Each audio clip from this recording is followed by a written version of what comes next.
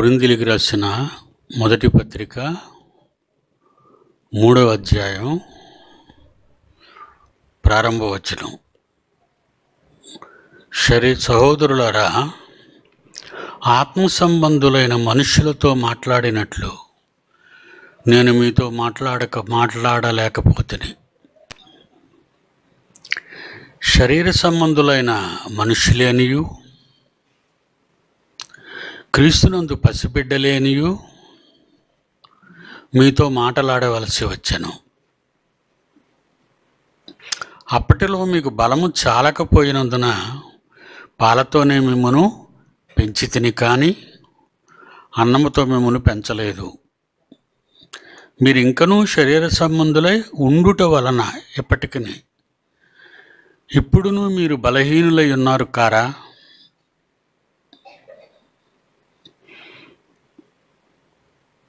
సహజంగా ఎంత వాక్యం చెప్పినా కేవలం వినేవారుగానే కనబడతారు తప్పితే మార్పు అనేది మనుషుల్లో కలగదు. బడికెళ్ళి ఎన్ని పాఠాలైనా నేర్చుకుంటారు, కానీ గుడికొచ్చి దేవుని గూర్చినటువంటి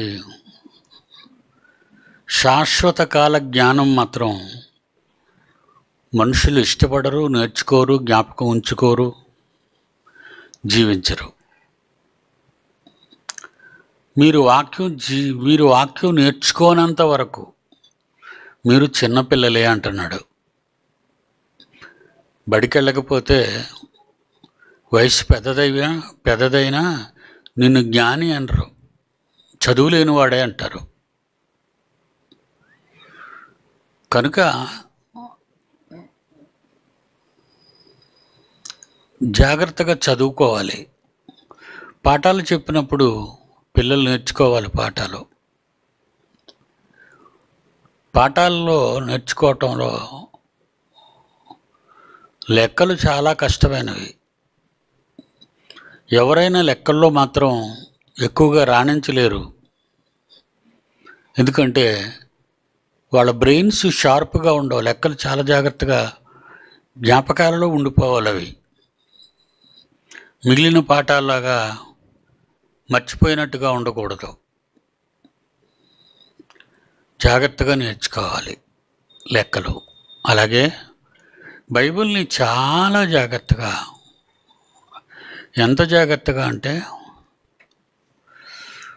దివారాత్రములు దాన్ని ధ్యానించుచు అని దేవుడు బైబిల్లో కీర్తనలో 1వ అధ్యాయంలో చెప్పాడు. బైబిల్ ఎప్పుడు కూడా కంఠస్థ అంటారు కదా, బట్టి పట్టడం అంటారు. బట్టి పట్టడం కాదు, మీ మెమరీస్లో, మీ జ్ఞాపకాలలో అవి ఉండిపోవాలి. భార్యాభర్తలు ఒకరినొకరు విడిచిపెట్టి ఉండలేరు.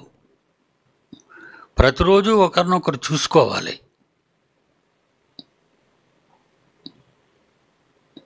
అవి వాళ్ళ మెమరీస్. అవి భర్త బయట నుంచి తొందరగా ఇంటికి రాకపోయినా భార్య కంగారు పడుతూ ఉంటుంది. అలాగే భార్య బయట బజారుకు వెళ్ళి తొందరగా రాకపోతే భర్త ఇంటి దగ్గర ఉంటే ఏంటి ఇంకా రాలేదు అని కంగారు పడతాడు. మెమరీస్ అంటే వాళ్ళ మీదే జ్ఞాపకాలు. నిజమైన భార్యాభర్తలు వాళ్ళ మెమరీస్ ఎలా ఉంటాయంటే ఒకరు లేకపోతే ఒకరు ఉండలేరు. మీ అమ్మ చనిపోయింది, ఇప్పటికి 5 ఏళ్ళు పూర్తయ్యాయి. అయినా నేను ఆ మెమరీస్లో ఉంటాను. ప్రతిరోజు వాళ్ళ మెమరీలు నా బుర్రలో కదులుతూనే ఉంటాయి. అది ప్రేమ. అలాగే పిల్లలు సాయంకాలం అవగానే స్కూల్ నుంచి రాకపోతే తల్లిదండ్రులు ఇద్దరు వాళ్ళ మెమరీస్లో ఉంటారు. వాళ్ళు పిల్లలు ఏంటండి పిల్లలు ఇంకా రాలేదు అని భార్య భర్తను అడిగితే భర్త అంటాడు, అదే నేను చూస్తున్నాను, ఏంటి పిల్లలు ఇప్పటికి వచ్చేయాలి కదా అని కొన్ని మాటలు పిల్లల గురించి మాట్లాడతాడు. మెమరీస్ అవి. దేవుని వాక్యం మీద, దేవుని మీద మనుషులకి, క్రైస్తవులు అనే వాళ్ళకి ఎన్ని మెమరీస్ ఉన్నాయి? నన్ను అడిగితే మెమరీసా పాడా? ఈ వాక్యం వింటారు, ఇక్కడి వరకు జ్ఞాపకం ఉంటుంది, ఆ గేటు దాటిపోతారు, అన్నీ మర్చిపోతారు. మీకు ఒరిజినల్గా మీ పరిస్థితి అదే. మీరు ఎన్ని చెప్పినా నేను నమ్మను.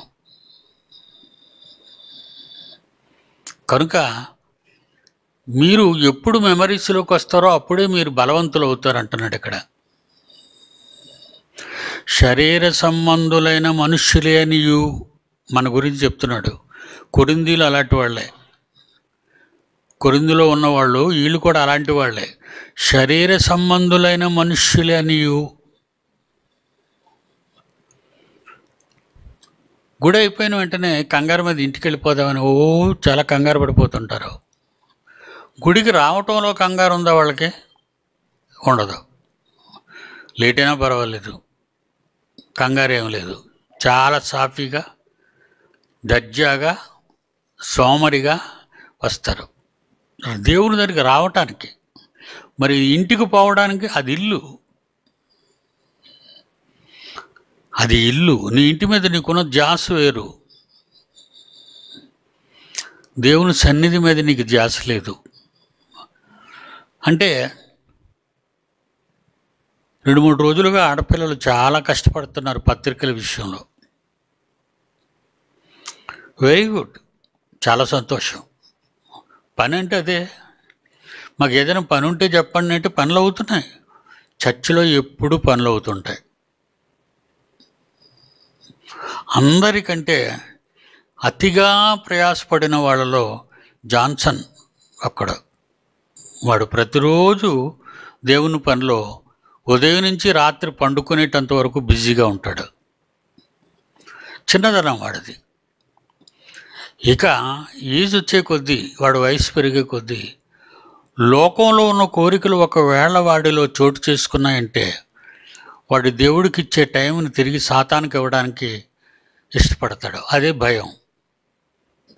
మీ పిల్లల విషయంలో మీరు చాలా భద్రత, జాగ్రత్త ఉండకపోతే వాళ్ళని మనం మెయింటైన్ చేయటం, నడిపించటం యవ్వన కాలం తర్వాత మన పరిధి దాటిపోతారు వాళ్ళు. మన పరిధి.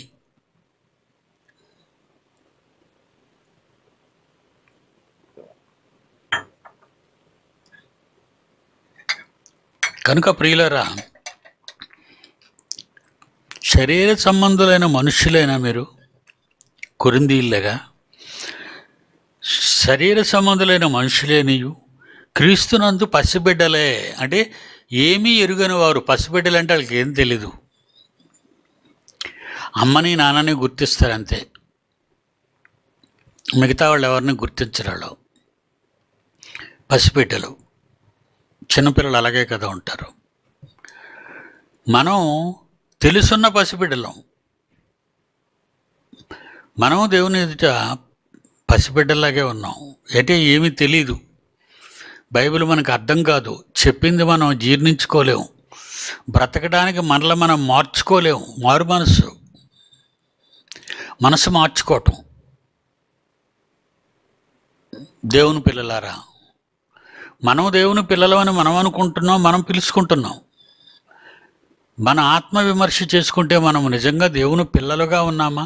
దేవుని పిల్లలుగా ఉన్నామంటే దేవుని మాటలో, దేవుని పనిలో, దేవుని కార్యక్రమాలలో మనం ప్రతిరోజు ఉండాలి. ఉండగలుగుతున్నామా? చాలామంది మీటింగ్స్కి వెళ్తున్నారు ఆడపిల్లలు, మగపిల్లలు. చాలామంది మీటింగ్లు పెడుతున్నారు మన పిల్లలు, ఆడ మగ కూడా. యూత్ పిల్లలు చాలా బాగున్నారు. ఈ మధ్యకాలంలో వాళ్ళు చాలా బాగున్నారు. అందరూ కాదు, కొందరు మాత్రమే. మిగిలిన వారు పక్కకు పోయారు. వాళ్ళకి అంత అవసరం లేనట్టుగా ఉన్నారు. కనుక పౌలు అంటున్నాడు, సహోదరులారా, ఆత్మ సంబంధులైన మనుషులతో మాట్లాడినట్లు నేను మీతో మాట్లాడలేకపోతే అంటే నా తప్పు కాదు, పౌలు తప్పు కాదు. నేను మాట్లాడలేకపోతున్నానంటే పౌలు తప్పు కాదు. మీరు ఆ పరిస్థితిలో లేరు. ఆత్మ సంబంధులైన మనుషులైతే ఆత్మ సంబంధమైన సంగతులు బలమైనవి ఇంకా చెప్పేవాడు నేను అంటున్నాడు పౌలు. ఇప్పుడు బలమైన భోజనం తినాలంటే ఆరోగ్యం ఉండాలి కదా. పెద్దరికి పెద్దోళ్ళై ఉండాలి, ఆరోగ్యం ఉండాలి. పసిబిడ్డలకు మనం బిర్యానీ పెడతామా? పెట్టకూడదు. వాళ్ళకి పాలతోనే పెంచాలి. పసిబిడ్డలు కనుక వాళ్ళకి పాలు ఇవ్వాలి. మాంసం కూర పెట్టకూడదు, బిర్యానీ పెట్టకూడదు, ఆయిలీ ఫుడ్స్ పెట్టకూడదు వాళ్ళకి. అలాగే క్రీస్తులో బలహీనులైనప్పుడు మీరు పాలే, చిన్న భోజనం, చిన్న చిన్న పాఠాలంటే చెప్పినవే చెప్పి ఎందుకంటే ఎప్పుడు నేర్చుకుంటారు? ఈ పాఠం పూర్తయితేనే కదా రెండో పాఠానికి వెళ్తారు. రెండో పాఠం పూర్తయితేనే కదా మూడో పాఠానికి వెళ్తారు. ఏ పాఠానికి వెళ్లకుండా నువ్వు ఎక్కడున్న గొంగలి అక్కడే ఉందంటే మీరు ఎదగడానికి ప్రయత్నించటం లేదు. చిన్నపిల్లలుగానే ఉన్నారు. చాలామంది ఉన్నారు అనుకోండి, వాళ్ళకి నాన్ వెజ్ పడదు. వాళ్ళకి మాంసాలు కానీ చేపలు కానీ వాళ్ళు తినరు. ఒకవేళ మనం పెట్టిన వాళ్ళు అంటారు నాకు పడదు అంటారు. ఎందుకంటే వాళ్ళ శరీరం వెజిటేరియన్కి అలవాటు చేశారు, కాయగూరలకి ఆకుకూరలకి అలవాటు చేసేసారు చాలామంది. వాళ్ళకి బలమైన భోజనం ఎలా పెడతారు?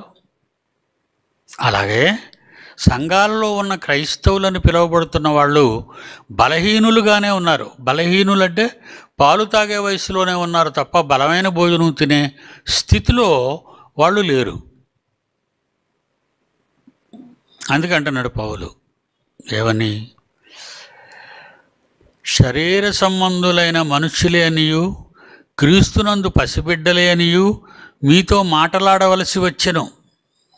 అప్పటిలో మీకు ఒకప్పుడు చెప్పాను, మీకు ఇప్పుడు చెబుతున్నాను మీకు, అప్పటిలో మీకు బలము చాలకపోయినందున పాలతోనే మిమ్మును పెంచితిని కానీ అన్నముతో మిమ్మును పెంచలేదు. ఎందుకో చెప్తున్నాడు, మీరు ఇంకనూ శరీర సంబంధులై ఉండుట వలన ఇప్పుడును మీరు బలహీనులై ఉన్నారు కారా? నేను ఎందుకు బలమైన వాక్యం మీకు చెప్పలేకపోతున్నాను?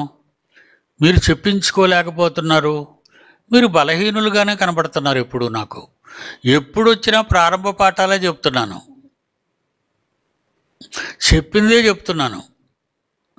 మీరు విన్నదే వింటున్నారు. మేము ఎదుగుతాము, బలమైన భోజనం పెట్టండి అని మీరు అనరు. మీ పసితనాన్ని, మీ బాల్యాన్ని చూసి, మీరు నేర్చుకోలేని అసమర్థతను, సోమరితనాన్ని చూసి నేను చిన్న పాఠాలే చెప్తున్నాను. అదే చెప్తున్నాడు. అప్పటిలో మీకు బలము చాలకపోయినందున పాలతోనే మిమ్మును పెంచితిని కానీ అన్నముతో మిమ్మును పెంచలేదు. మీరింకను శరీర సంబంధులై ఉండుట వలన ఇప్పుడును మీరు బలహీనులై ఉన్నారు కారా? ఇక బలహీనతలు ఏంటంటే 3వ వచనం, మీలో అసూయయు కలహమును ఉండగా మీరు శరీర సంబంధులై మనుష్యరీతిగా నడుచుకుని వారు కారా అడుగుతున్నాడు. మీలో ఉన్న బలహీనతలేంటి? మీరు ఎందుకు బలహీనులైపోయారు? మిమ్మల్ని ఎందుకు పౌలు గారు అర్థం చేసుకోలేకపోతున్నారని మీరు అనుకుంటున్నారా? నేను ఏం ఆలోచిస్తున్నానంటే మీ గురించి, నేను ఏం మాట చెప్తున్నానంటే, ఎప్పటికీ మీలో అసూయయు కలహమును ఉండగా మీరు శరీర సంబంధులైన మనుష్యరీతిగా నడుచుకొనుచున్నారు కారా? ఏమున్నాయి? 2 బలహీనతలు చెప్పాడు, అసూయయు కలహము. 2 చెప్పాడు అంతే. అవే బలహీనత అనుకోకండి. ఇలాంటివి ఎన్ని ఉన్నాయి? ద్వేషము, పగ, ప్రేమలేనితనం, ఇచ్చిన మాట తప్పిపోవటం, దేవునికి భయపడకపోవటం, నేర్చుకోకపోవటం, మన జీవితాన్ని మార్చుకోకపోవటం, వ్యతిరేకత, తేడాగా మాట్లాడడం, ఇవన్నీ ఏంటి? మీరు సరిగా మారలేదు. బాప్తిస్మం తీసేసుకున్నారు, సంఘంలో క్రైస్తవులు అయిపోయారు, కూర్చున్నారు, దేవుని పిల్లలు అనిపించుకున్నారు, దేవుని జీవగ్రంథంలో పేరు రాయించుకున్నారు, కానీ అది ప్రారంభంలోనే ఆ పేరు కొట్టేస్తే, దేవుడు తీసేస్తే, మీరు పరలోకం చనిపోయినా పరలోకానికి వెళ్ళరు. నరకంలోకి వెళ్ళిన తర్వాత మార్పు కావాలి, నేను బాగుపడతాను అన్న నీకు అవకాశం లేదు. చనిపోకముందే మీరు మారాలి. మీ ప్రాణాలు పోకముందే మీరు మారాలి తప్ప, ప్రాణం పోయిన తర్వాత నేను మారిపోతానని మీరు అనుకున్నా మీరు మారలేరు. ఆ మార్పు సరైనది కాదు. ఆ మార్పు దేవుడు యాక్సెప్ట్ చేయడు. ధనవంతుడు చనిపోయిన తర్వాత వాడి బాధవాడు పడుతూ, నాకు ఇంకా 5 సహోదరులు ఉన్నారు, వాళ్ళు నాలాగే మారక విర్రవీగిపోతూ, ధనవంతులు అని విర్రవీగిపోతూ బతుకుతున్నారు అక్కడ. వాళ్ళకి ఇలాంటప్పుడే చెప్పాలి నా వార్త. ఇక్కడ నేను నరకంలో అగ్నిజ్వాలల్లో యాతన పడుతున్నానన్న విషయం నా తమ్ముళ్లకు, నా సహోదరులకు మీరు వెంటనే ఆ లాజరు గారిని పంపించి, ఎందుకంటే అతను కూడా పరిచయస్తుడే. ఎలా పరిచయస్తుడు? మా ఇంటి ముందర రొట్టె ముక్కలు ఏరుకునేవాడు అని మేము మాట్లాడుకునేవాళ్ళం లాజరు గురించి. ఆ లాజరు అయితే అక్కడికి వెళ్ళి చెప్తే మా సోదరులు వింటారు, మారతారు, నేను ఉన్న స్థలానికి రాకుండా పోతారు అని అన్నప్పుడు అబ్రహాం గారు చెప్పిన ఒకే ఒక మాట, వారి యొద్ద చెప్పేవాళ్ళు ఉన్నారు. మోషే ఉన్నాడు, ప్రవక్తలు ఉన్నారు. అక్కడ చెప్పేవాళ్ళు ఉన్నారు.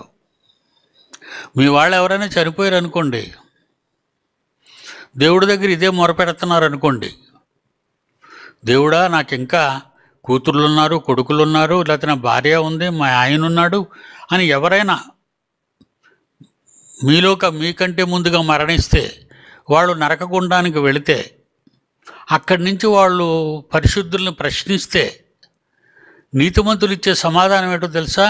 అక్కడ చెప్పడానికి పీడి సుందరరావు ఉన్నాడు. మీరు ఎక్కడ తప్పించుకుంటారు? మీరు ఎలా తప్పించుకుంటారు? అక్కడ చెప్పడానికి ఉన్నాడు, చెప్తున్నాడు, ఇప్పుడే చెప్తున్నాడు. వాళ్ళు విన్నారా? కిందకి వెళ్ళేసరికి ఏమంటాడు? అక్కడ ప్రవక్తలను మోషేయు ఉన్నారు, వారి మాటలు జాగ్రత్తగా చూడండి. అది లోకాసు వార్త 16వ అధ్యాయం 29వ వచనం. లోకాసు వార్త 16వ అధ్యాయం 29. అందుకు అబ్రహాము, వారి యొద్ద ఎవరున్నారు? మోషే ఉన్నాడు, ప్రవక్తలు ఉన్నారు. అప్పటికి అది మోషే కాలం అన్నమాట. ఇది మోషే బ్రతుకున్న కాలంలో జరిగిన సంఘటన, కథ కాదు. చాలామంది క్రైస్తవులకు అర్థం కాక ధనవంతుడు లాజరు కథ ఏమంటారు?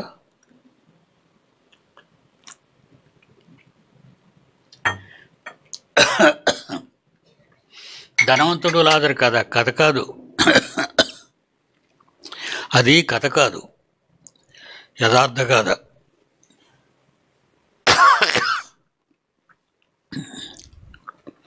యథార్థ కాదు అది. మీ వాళ్ళకి అదే సమాధానం, యథార్థ కాదా. జరుగుతుంది భూమి మీద. ఇప్పుడు మనం అందరం కూడుకున్నాం, ఇందాక ఒక క్లాస్ విన్నాం, మధ్యాహ్నం 2 గంటలకు వచ్చేసారు. Very good. ఒక పక్క పుస్తకాలు ప్రింట్ చేస్తున్నారు, ఒక పక్క పుస్తకాలు తయారు చేస్తున్నారు పంపించడానికి పిల్లలకి. పత్రిక పంపడానికి సిద్ధపడుతున్నారు. చాలామంది ఆడపిల్లలు వచ్చారు, వాళ్ళందరూ చక్కగా కష్టపడుతున్నారు. మీరు అక్టోబర్ 2 ఆ రోజు దసరా, గాంధీ జయంతి. మగపిల్లలు అక్కడికి వెళ్ళాలి. Campus 3, campus 4. మొన్న క్యాంపస్ 1 మాత్రం 1, 2 వాళ్ళు చేశారు అక్కడున్న పిల్లలు. రేపు గాంధీ జయంతి సెలవు మీకు, 2వ తారీఖు. ఆ రోజు దసరా కూడా సెలవు. ఒకసారి మగపిల్లలు అక్కడికి వెళ్ళి మూడో క్యాంపస్, 4వ క్యాంపస్, ఆ 2 శుభ్రం చేసేయండి, మర్చిపోకండి. మీకు దేవుని పని కల్పించాను, మీరు వెళ్ళడం అవసరం. మేము 3వ తారీఖు వెళ్తామంటే పని లేదు, 4వ తారీఖు వెళ్తామంటే అప్పటికే పని లేదు. ఒక వారం రోజుల వరకు ఏ పని ఉండదు, మళ్ళా శనివారం వచ్చినంత వరకు. కనుక అవకాశం వచ్చింది. అవకాశం వచ్చినప్పుడు అవకాశాన్ని వినియోగించుకోండి, మానేయటం కాదు. ఎందుకంటే మీకు ఖాళీ ఉన్నప్పుడు దేవుని పని ఉండాలిగా. మీకు ఖాళీ ఉన్నప్పుడు దేవుని పని ఉండాలిగా. కనుక మీరు ఒక్కరూ చేయలేరు, ఎక్కువ మంది చేయాలి, ఎక్కువ మంది ఉండాలి. ఎక్కువ మంది ఉన్న రోజు ఏమైనా ఉందా? ప్రభుత్వం సెలవు ప్రకటించిందంటే ఇదిగో ఈ గాంధీ జయంతి ఒకటి, ఈ దసరా ఒకటి ఉండటం 2వ తారీఖు అక్టోబరు. మగపిల్లలందరూ ఉదయమే అక్కడికి 9 గంటలకు వెళ్ళండి. వెళ్ళి మీ క్యారేజీలు మీరు తెచ్చుకోండి, మీ భోజనాలు మీరు తెచ్చుకోండి. తెచ్చుకొని అక్కడ పని పూర్తి చేశారండి. పని చాలామంది అంటారు, ఏమండి మాకు ఏమైనా పని ఉంటే చెప్పండి అని. వెరీ గుడ్, సంతోషం. అలా చెప్పిన వాళ్ళ కోసమే ఈ ప్రకటనలు చేస్తూ ఉంటాం. నా పిల్లలు భారతదేశంలో ఉన్న నా పిల్లలు, విదేశాల్లో ఉన్న నా పిల్లలు ఎంత గొప్పవాళ్ళు అంటే, నాకు ఎంతగా లోపడ్డారంటే మరో 2-3 రోజుల్లో సంతోష్ చచ్చిపోతాడనే పరిస్థితి వచ్చేసింది. ఆసుపత్రి వర్గాలు చెప్పారు సంతోష్ చచ్చిపోతాడు అని. గుండెలో ఒక ఏంటినది ఒక కవాటం అంటే వాల్వ్, ఒక వాల్వ్ డ్యామేజ్ అయింది. ఎప్పుడు డ్యామేజ్ అయింది? ఈ డ్యామేజ్ అనేది పుట్టినప్పుడే వచ్చింది. అది సుమారు 40 ఏళ్ళు గుండెలోనే ఉండి పెరిగిపోతుంది. శ్వాసకోశ ఇబ్బంది, కళ్ళు తిరిగిపోవటాలు, సెన్స్లెస్ అయి పడిపోవటాలు, ఎక్కువగా దగ్గు, కళ్ళన్నీ వాచిపోయి ఉండేవి. ఇక ఆ రోజు ఆదివారం రాత్రి 11:30 గంటలకు ఫోన్ వచ్చింది. ఫోన్ ఎత్తాను. చెప్పినైనా సంతోష్ ఏంటంటే, డాడీ మీరు ఆరోగ్యంగా ఉన్నారా? నేను ఆరోగ్యంగా ఉన్నాను నాన్న, పర్వాలేదు చెప్పు. మరి మీరేం కంగారు పడకండి. నేను కంగారు పడను ఆయన, చెప్పు అన్నా. నా గుండె పరిస్థితి బాగోలేదు డాడీ. నేను చాలా ఆసుపత్రులకు వెళ్ళాను, పెద్ద హాస్పిటల్కి. చెప్పేశారు వాళ్ళు, ఆ కవాటం డ్యామేజ్ అయింది, మీకు ప్రాణాపాయం ఉంది, వెంటనే మీరు హాస్పిటల్లో జాయిన్ అయిపోండి అని చెప్పారు. మరి హాస్పిటల్కి వెళ్ళి కనుక్కున్నావా అన్నాను. కనుక్కున్నాను డాడీ. నాయన ఆ ఫోటో ఉందా సంతోష్ది? మొన్నే పంపించాను అందరికీ. అయ్యి కొడుక స్క్రీన్ మీద. అయితే ఇదిగో నాయన చూశారు కదా. అప్పుడు ఇదేదో తెలుసు కదా నాయన, ఆపరేషన్ అయిన తర్వాత ఫోటో. ఆపరేషన్ అయిపోయింది. మరి డాక్టర్లను అడిగావు నాయన ఎంత ఖర్చు అవుతుందో ఏంటో? ఫోటో ఉంచు నాయన, ఎంత ఖర్చు అవుతుందో ఏంటో డాక్టర్లను అడిగావా అన్న. అడిగానే డాడీ. 4.5 లక్షల నుండి 8 లక్షల వరకు ఖర్చు అవుతుంది అన్నాడు. ఎంత? 4.5 లక్షల నుండి 8 లక్షల వరకు ఖర్చు అవుతుంది. 40 ఏళ్ల తర్వాత అది బయటపడింది. 40 ఏళ్ల తర్వాత అది బయటకు వచ్చింది. డాడీ ప్రతి నెల నేను కడుతున్నది ఎంత అంటే, ఆయన చేసిన అప్పులు. సినిమా తీస్తాను అని ఒకరోజు నా దగ్గరికి వచ్చి చెప్పాడు. అప్పుడు ఏదో మాట్లాడుకున్నాం. సరే నాయనా, షార్ట్ ఫిల్ములు అదేదో తీయు, బాగుంటుంది.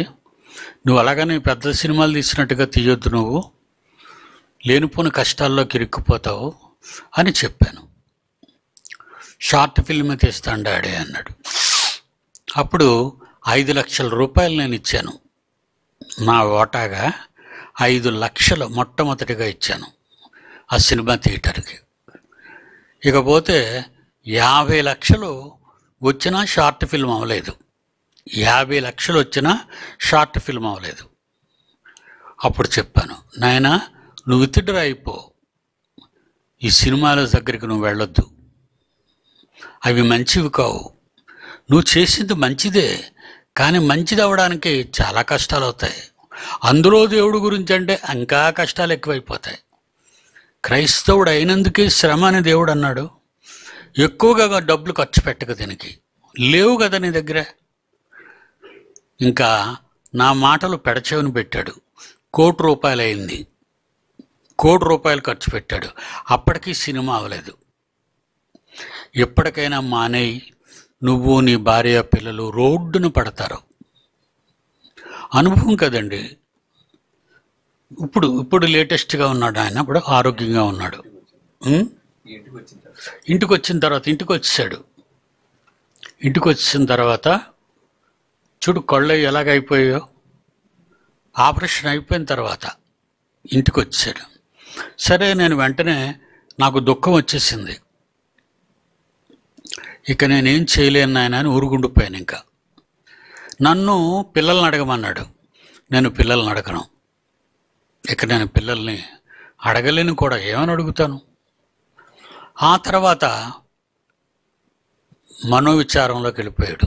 అప్పులు, అలాగా అప్పులు పాపం పెరిగిపోయినట్టుగా ఇంటి మీద అక్కడ ఇక్కడ దొరికిన చోటల్లా అప్పులు చేసేస్తే ఇప్పుడు నెలకి కడుతున్న ఈఎంఐ 1,30,000 ఈఎంఐ కడుతున్నాడు నెలకి.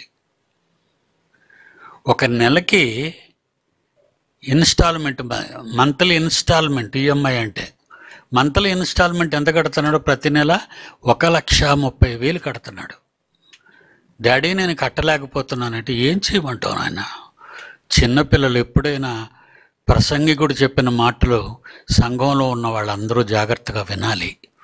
అది మీరు వినలేదనుకోండి, కోరుండి కష్టాల్లోకి వెళ్తున్నారు మీరు.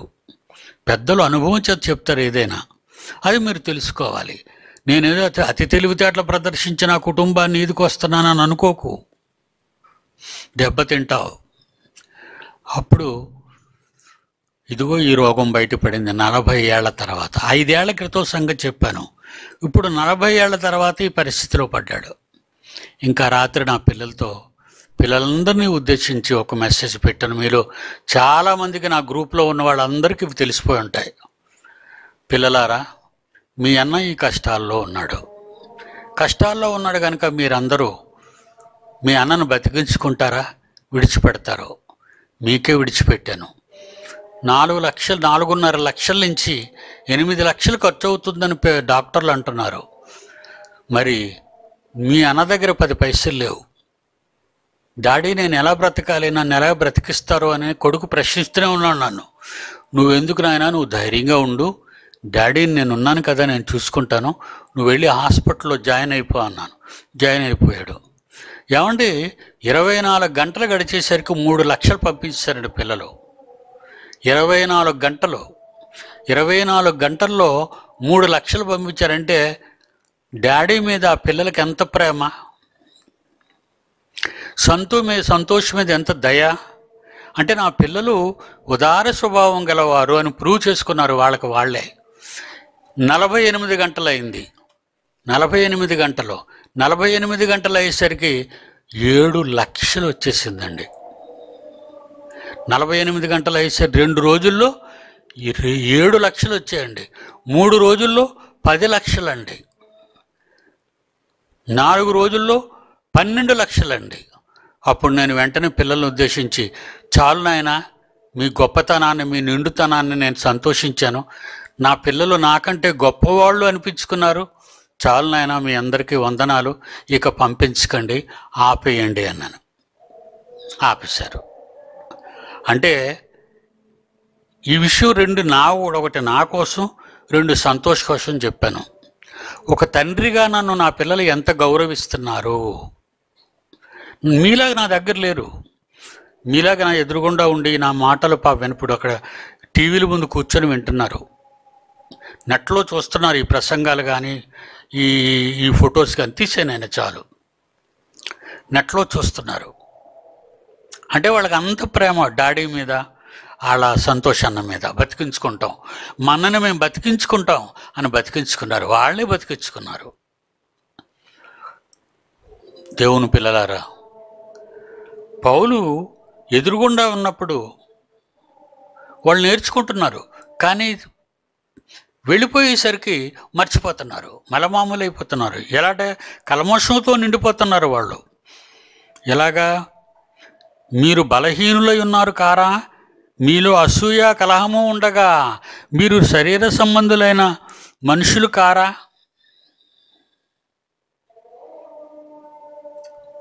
నేను నా పిల్లల్ని అలాగ అనలేనండి. పౌలు గారు కొరింథీయులను అనగలిగారేమో కానీ నేను మాత్రం నా పిల్లల్ని అలా నేను అనలేను. ఎందుకంటే ప్రపంచంలో ఈరోజు నా ఎదురుగుండా లేని, నా ఎదురుగుండా ఉన్న మీలో చాలామంది నేనంటే అపారమైన ప్రేమ కలిగిన వారు ఉన్నారు. నిజంగా నా గొప్పతనం అండి. అమ్మ ఇప్పుడు చచ్చిపోతే నేను దేవుని దగ్గరికి వెళ్ళిపోతాను అని అనిపిస్తుందండి. గత 5 రోజులుగా నేను ఇప్పుడు కన్ను మూస్తే నా దేవుడి దగ్గరికి వెళ్ళిపోతాను అనే నిండుతనం నాలో వచ్చేసిందండి. ఆరోగ్యం నాలో వచ్చిందండి. దేవుని పిల్లలారా, నాకు మొన్న ఆపరేషన్ అయింది.